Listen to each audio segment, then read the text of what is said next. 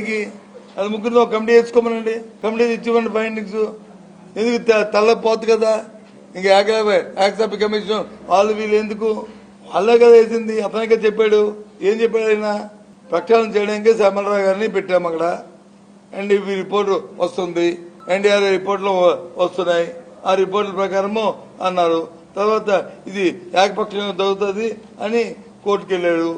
Court వచ్చి సిబిఐకి మంది నిష్పక్షం జరగాలని, సిబిఐలో మళ్ళీ ఆంధ్రప్రదేశ్ ఇద్దరు ఆఫీసర్లు ఉన్నారు, అందరూ కలిసి ఇచ్చిన రిపోర్ట్ అది.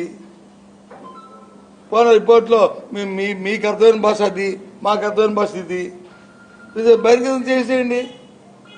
అందులో జంతుకం ఉందా లేదా అని తెలిసిపోద్ది.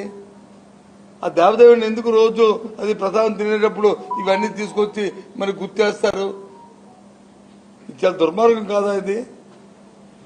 దేవుడితో రాజకీయాలు చేయడం బాధ అనిపించట్లేదా? చర్చ అనిపించట్లేదా?